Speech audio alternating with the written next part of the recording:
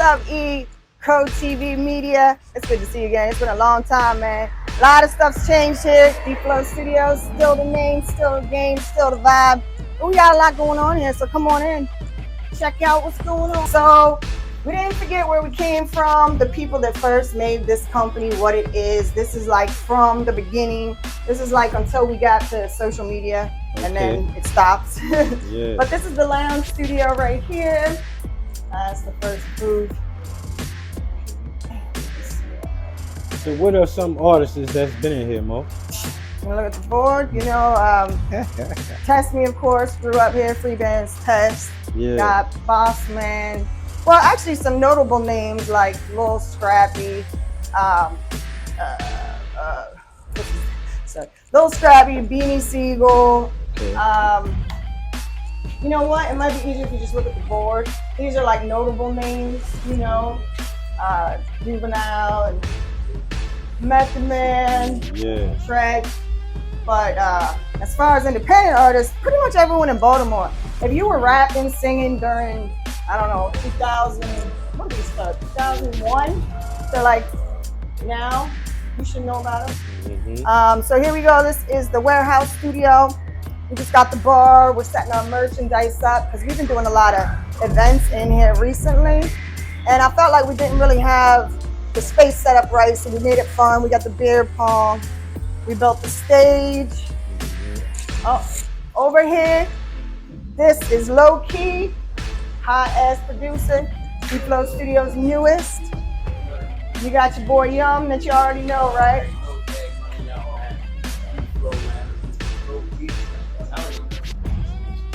Yeah, it's hot. Definitely fire. And it's Big Bird recording tonight.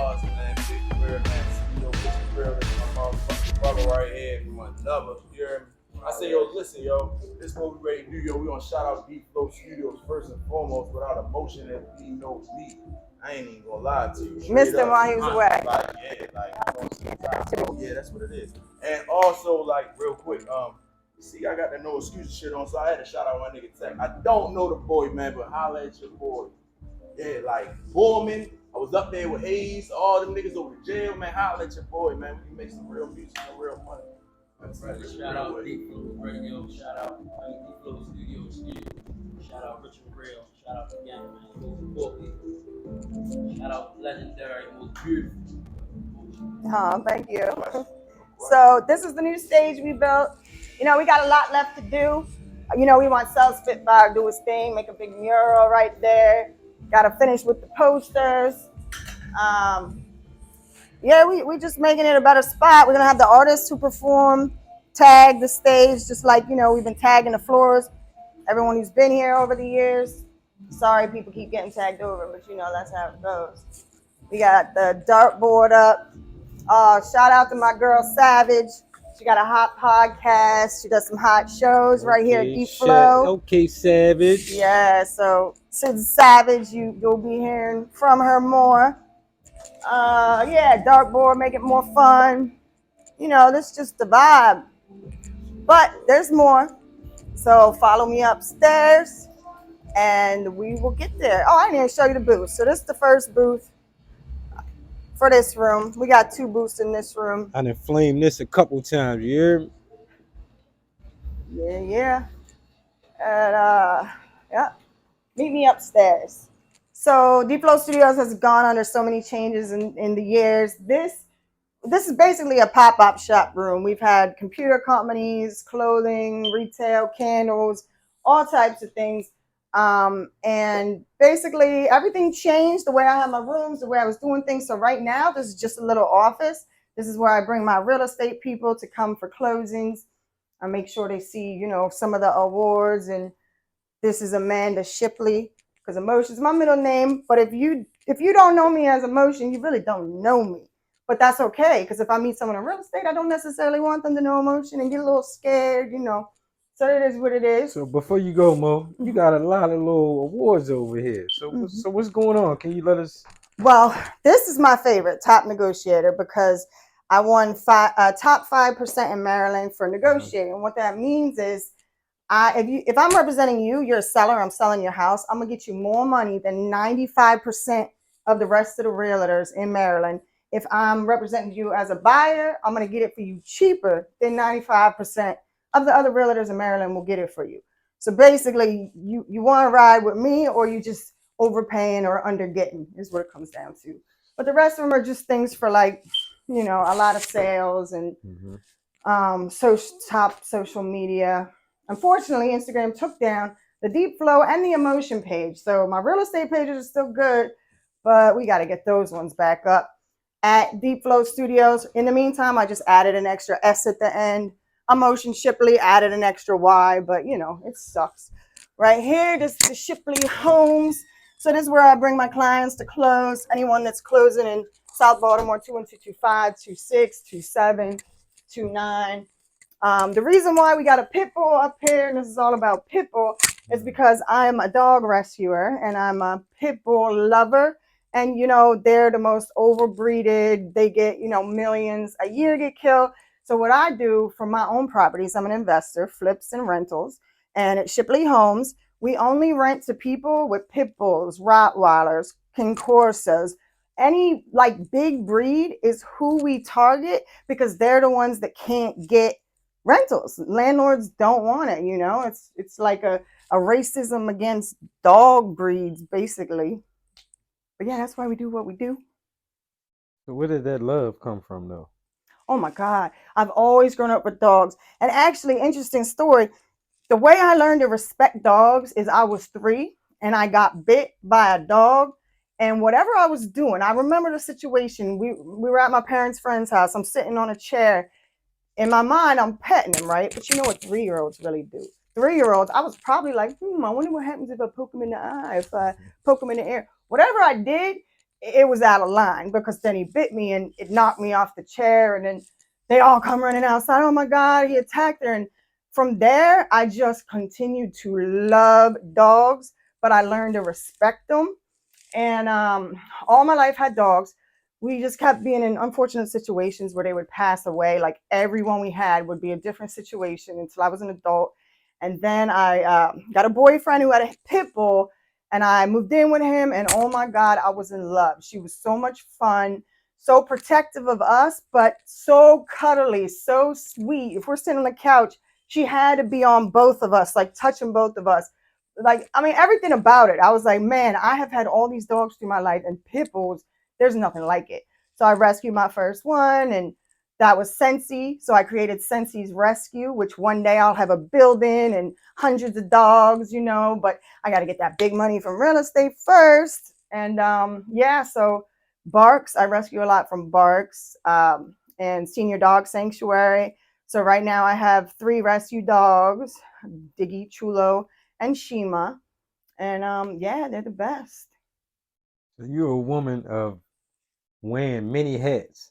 So dog rescuing, you have your real estate situation, and you're also running the studio.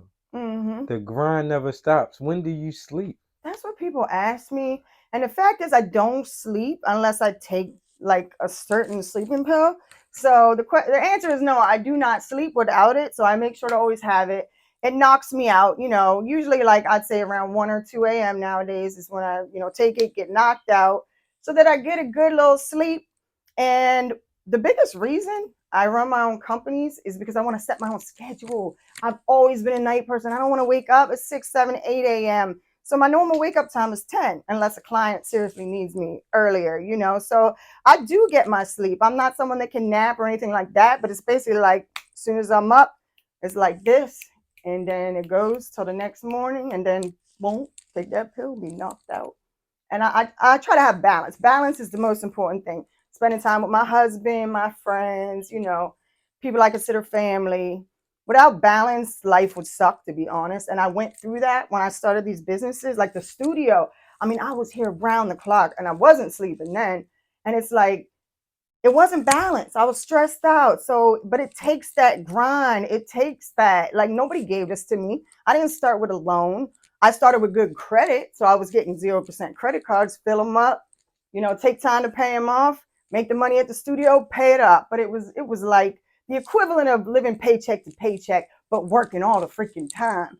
But eventually it paid off. That's just how it goes. If you don't give up, you stay on your grind, you do good business, a very ethical, yeah, consistent.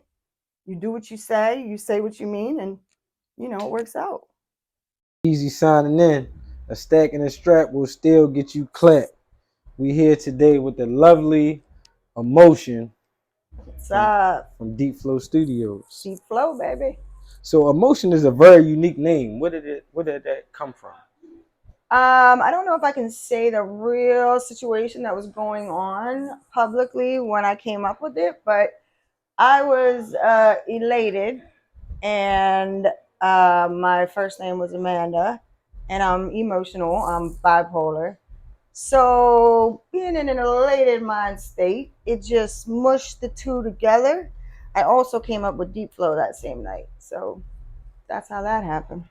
So for all the people that sleep out there, who is Amotion? A hustler, definitely a hustler since birth.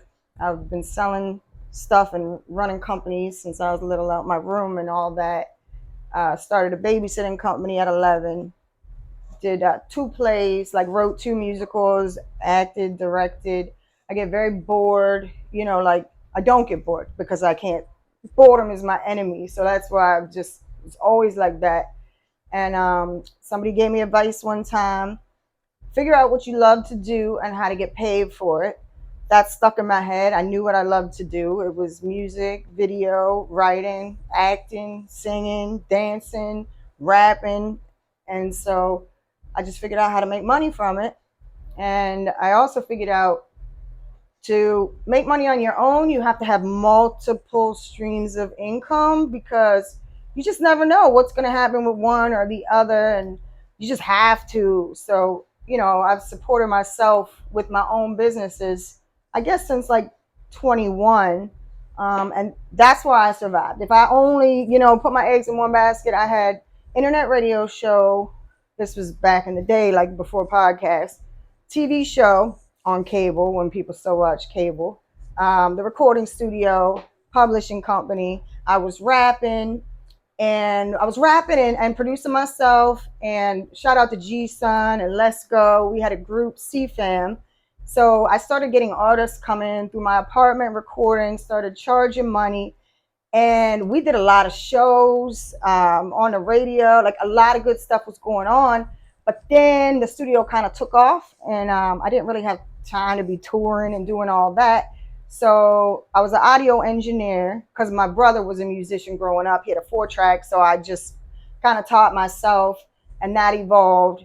And G Sun was the producer making the beats, and then people just started buying studio time, and it just grew. Then I had to get my first spot, first public space in Brooklyn, always Brooklyn. Bought my first house. When I bought my first house was when I was like, wow, this real estate thing is, I like this business, but I ain't had any time with what I was doing in the entertainment industry. And then like in 2008 at the crash, things got slow at the studio. I'm like, bam, I'm gonna go do this real estate thing. I got my realtor's license. I was already actually an investor because the studio, I rent out spaces in the building, so I was a landlord.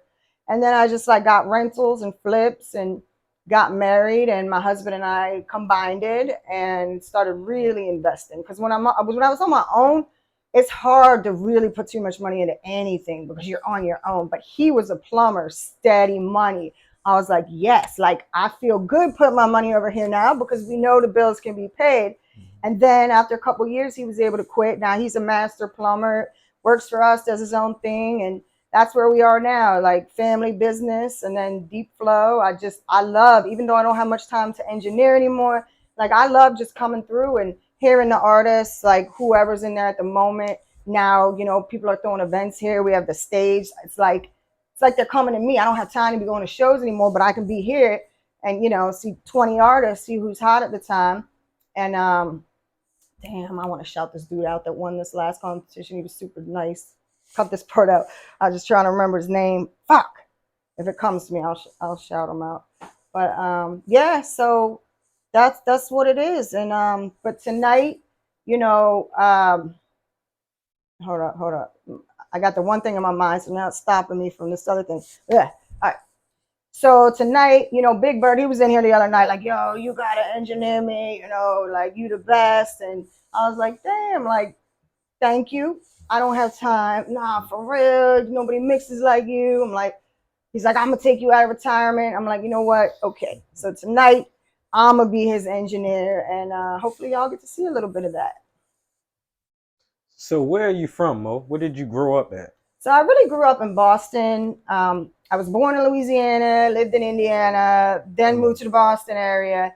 But like that was my formative years. You know what I mean? That's when I was running the streets. That's when I, whatever. That's where I really grew up, I would say. Okay. So who are some other artists that inspired you coming up?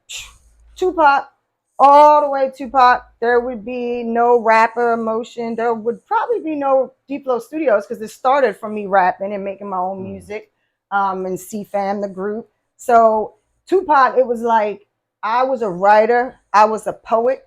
I'm just not really into poetry, but I was into like writing my feelings in a certain way and rhyming them. And then when I heard Tupac, and he was a poet, but it was interesting poetry. It was hard. It was rhythmic. The beats, like he was so real. I was like, man, maybe I should try rapping. And I got sent away for a little while, and they didn't play music. Like, it really, really frustrated me. And one day, they played Lauryn Hill, and I just started rapping. And so when I got out, is when I came to Maryland. Just needed to get out of that area, and that's when I started rapping. So you can blame that one on Tupac. But if you want to name other artists, DMX, Nas, Nipsey, all the dead people except Nas. But I really love Kevin Gates. He talks some real talk. Rich Homie Quan, he's got some deep stuff. Um, Even Jim Jones, like don't sleep on him. Listen, he's got some deep stuff. I really know I'm forgetting someone right now that I listen to all the time, but Deep Flow. I came up with the name because that's what I like, Deep Flow. Shout out to Young Lo. His video Rolling came up on my timeline tonight. If you go on YouTube, Young Lo, L-O, Rolling, R-O-L-L-E, and check that video out. It was the favorite video I've ever produced to the song Deep, Deep, Deep. So explain to the people how much blood, sweat, and tears you put behind your brand. Whew.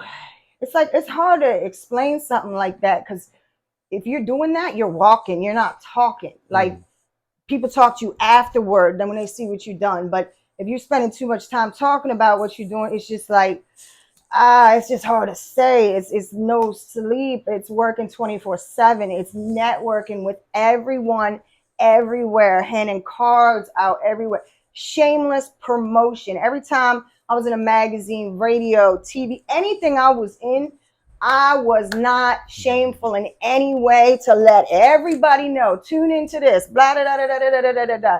You can't be shameful. You got to put yourself out there. You can't care what other people are doing.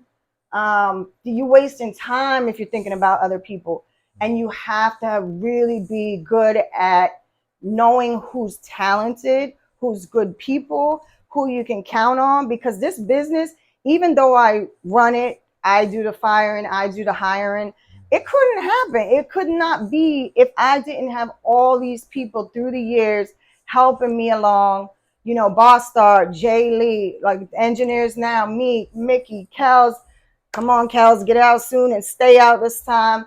But that's what it comes down to. All the interns over the years, Keontae, like, if it wasn't for them, Davo, I'm going to shout out Davo because, I still got love for him, even though he's not here anymore. But as a person and as a producer, I'm going to shout him out too. He was here for 5 years. So it's like all these people combined is why I'm able to do what I'm able to. Now, if an individual I got to let go, that doesn't stop me. I'm going to fill that spot. But you see what I'm saying? I couldn't do it alone. So as of right now, who is officially Deep Flow Studio staff? Okay, so you got myself, Low Key, even though he's the newest, I'm going to say Low Key is the most on the scene. When I got an event, when something's going on, he's coming. The other, engineers, a lot of times they don't like to come out so much. That's like a technical thing. And, you know, a lot of them don't like to hit the scene, but you got Meek and Mickey, um, dope engineers. And then Kels, like I said, he's locked up right now, but he's a cool dude, great shout out D drums. Like these are producers that come do customized beats in here. My husband, I'm gonna shout him out because he's the maintenance man here. Babe, come on, you gotta come do this thing for me and that thing. You know. But that's who's making it happen right now. Rashad, always Rashad Miles, been there from the beginning. So shout out Rashad too. To me, looking from the outside in, y'all look like y'all got like a family vibe here. Oh yeah, definitely. Yeah. I'm very particular who I hire and who I mess with because they have to feel like family. Like I don't want people in here to just. It's a vibe. You gotta have that vibe. So if I don't hire you, it doesn't mean you're not dope. We just might not have that vibe that I look for, you know, and I know what my artists look for, the vibe they want. So definitely a family vibe.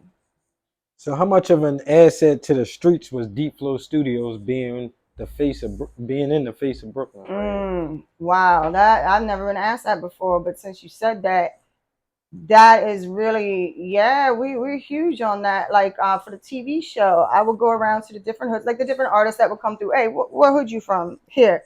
All right, I'm gonna do a show on your hood. Let me see who else from that hood. You know, we do episodes where we show their hood. They talk about how they live out there. We featured their music.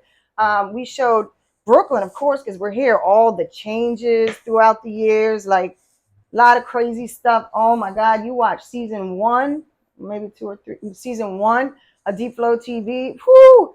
You see some security cameras. You see us getting raided because of the dude that was in there. You see a high-speed cop chase end right in front of our building. The people laid out on the ground. You see this girl beating up this fiend out front, but it was snowing and ice. So every time she would kick, she would slide, but then she would get back up and keep beating him. I mean, it was like crazy out here, but it was all on camera and all on the TV show. So like the streets, we definitely everything for the streets, and especially because I didn't grow up out here. I didn't come here until I was 18. It was my learning experience too. I want to know all the hoods of Baltimore, and actually it helped me a lot when I became a realtor because I could tell you every hood, every good spot, every bad spot, but I feel comfortable in all of them. I'm not invincible. I know that, so I'm not trying to say I'm invincible, but what I'm trying to say is like I really mess with Baltimore people. I mean, it's different. Boston, I grew up there, but I'm telling you, it's different people. The people, and I mean, Annapolis too, don't get me wrong. And DC, Rain, WPGC, shout out. That was the first station I was on. DC gave me love before anyone. Annapolis always gave love when we were in the townhome. Kojo, South Spitfire, everybody, like, you know, so I'm not calling none of them out. I'm just saying I'm in Baltimore. So the people, I don't know, y'all complain about people, each other out here, but I've lived a lot of places and I love it. I feel comfortable everywhere, but don't get me wrong. I'm safe. I'm prepared. Don't be thinking I'm just walking these streets stupid, you know. So how long have you been in the mix putting on for Baltimore? 1999 is when I moved here and I immediately started DJing. That's when I was producing in my room. I think it was 2000. I was managing a clothing store, Mr. Rags, Urban Clothing Store, Marley Station Mall, and Annapolis Mall, actually. I go back and forth. And that's when I started playing my music out the speakers, and club DJs. DJ Yachty had the best Baltimore club mixes and, you know, all that. And that's when people started coming to the studio. So that's what I would say. Probably 2000, 2001 is when I coined Deep Flow, Amotion. And legally, Amotion is now my middle name, but I did not make it my first name because I want to stay real estate separate for people that meet me in real estate first, you know. But that's what I would say. 2000. We celebrated 20 years actually last year. Oof, yeah, like 2 years ago. Shout out to Mo. We got to give you your flowers, Mo. Thank you. Got to give you your flowers. I just watch you put in so much hard work over the years. I appreciate that. So now, by you being a Caucasian female, how was your breakthrough push into the game? Nothing. It's like people ask me that, and it's when I say you don't pay attention to other people, you don't pay attention. You might call me oblivious, but that might be one of my best qualities.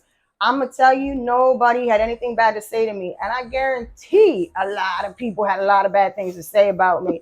You know what I'm saying? But like, I never heard him. I don't care. You know, I'm gonna do me. So for me, being a female didn't hurt a bit. Being white didn't hurt a bit. It's like you just prove yourself. You just, you know, I make hot music, hot mixes, and then they tell their friends, "Oh, go to her. She got the hot music. She can make you sound good." Blah blah blah. I mean, and then there will be people that come in like, "You're white. I didn't. You're my engineer."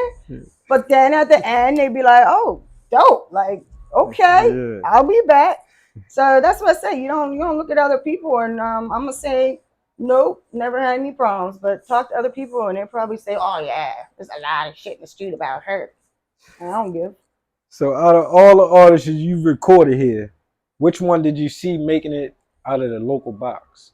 I mean, you know, Test Me started at Free Band's Test. He started as Lil Jesse. He was like 10 in my apartment rapping, and he's been on every project since the beginning. Like when I was just filming, I didn't even have the equipment to record him, you know, audio, and I'd put him out on everything because he was hot. I'd get him in the magazines and on the TV show and all our projects on the radio station because he had the hustle, he had the drive, he had the talent. You can be as talented as you want, but if you don't have that hustle, it really doesn't matter.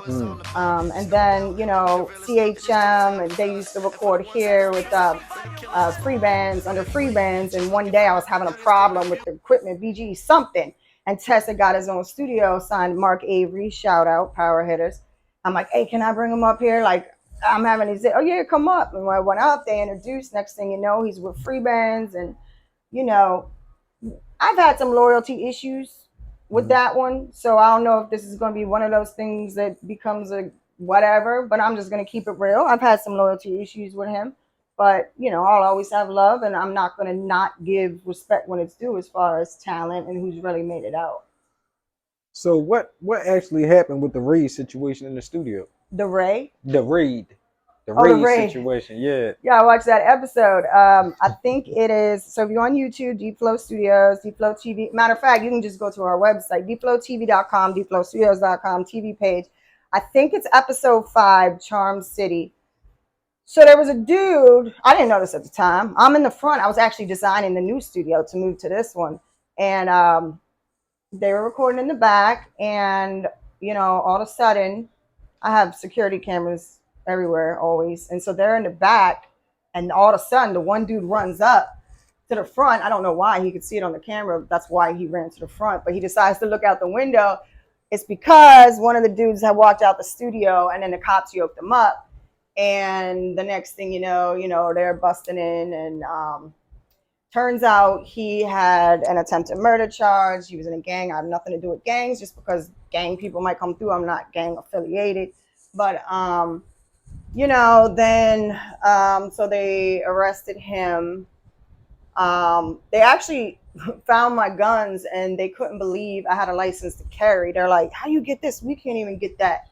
Nowadays, I think it's a little different getting it. But yeah, so they watched the security footage back, and they saw something being thrown out the back, which they never found, but they still arrested him. And then he got out on bond, and like 2 weeks later, they killed him. So yeah, rest in peace, Q. He's on the board there. Okay. So where would you say the turning point came for you where you could say that you started to gain some traction and started to notice? Always. Just like every move you make, it doesn't matter how small, you have to do it big. So it was like making my own CD and putting it out in the store I worked.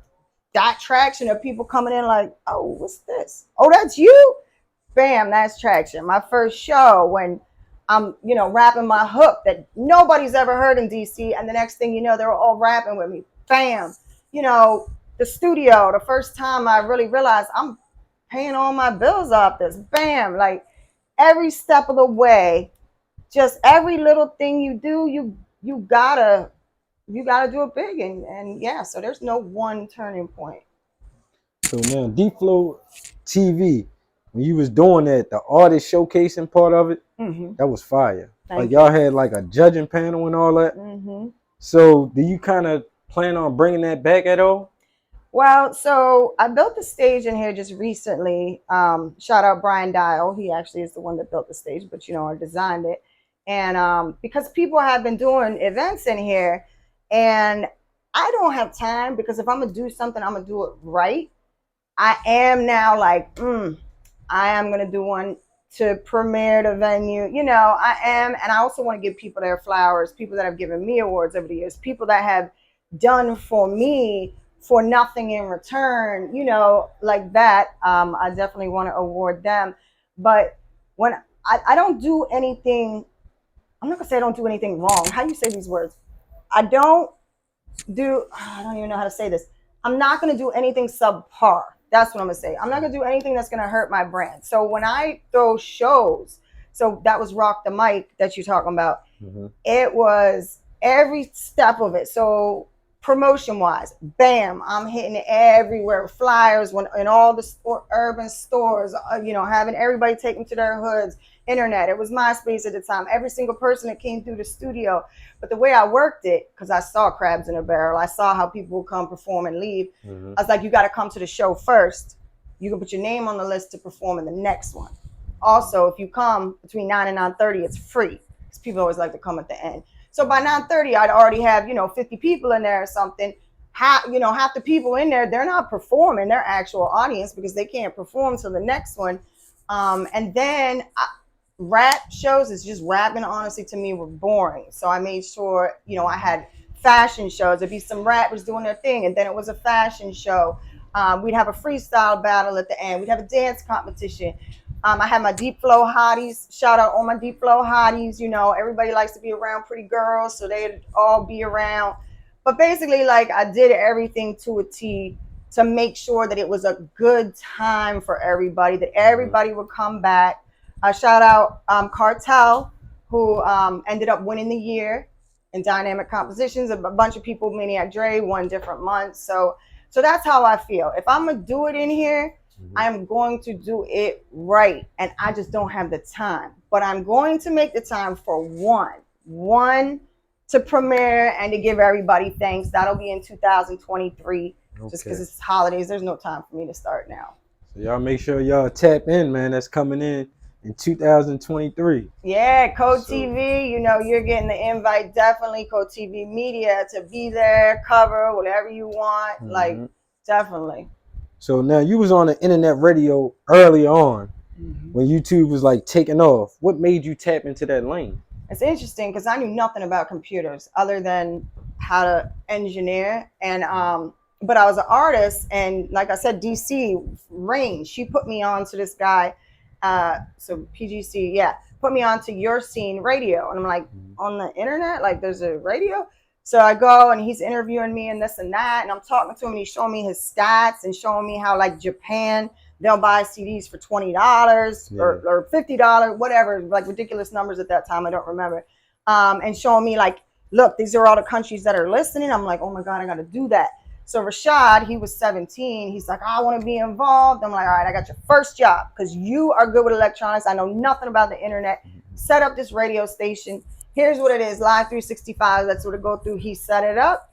And yeah, because, you can't stay local. I'm like, how am I going to get out? And that's how. So it was great for a lot of artists, too, because they became known all over the world. And then we would do shows. A lot of people would, they'd have their shows on our stage. It was a 24-hour a day show. So you could think of it like podcasts throughout the day, but then in 24 hours a day. And it was awesome for artists because, like, anybody that made something hot in the studio, I'm putting it on the station. They can make royalties. It was a good thing. But then when I got into real estate and got too busy, gave it over to, my staff. And then I heard dead time on the air. I can't let my brand go down like that. So it was a wrap. 10 years, good 10 years for the TV show and internet station. But that's how that came to be. So as the different eras of hip hop continues to change, what are some things you've incorporated from a business standpoint that makes Amotion brand continue to rise? You gotta change all the time. Like, look what Netflix did. They had the DVDs. DVD went out and they started, the online Blockbuster. They didn't, look what happened to them. So it's like constantly changing. Every new social media comes out. It's really annoying, but I'd have to get on all those and so much time. Anyway, I need a social media specialist, please. Somebody contact me about that. But yeah, you got to change with the times. Like the reason I built the stage is because I started noticing people doing events here all the time. Like this wasn't really an event spot, but okay, like that's what y'all want. I'm gonna give you that. You got to listen to your audience. That's what it's about. Listen to your audience and be up with the times. So looking back now at your career, what's one thing that you would change? Ooh, change.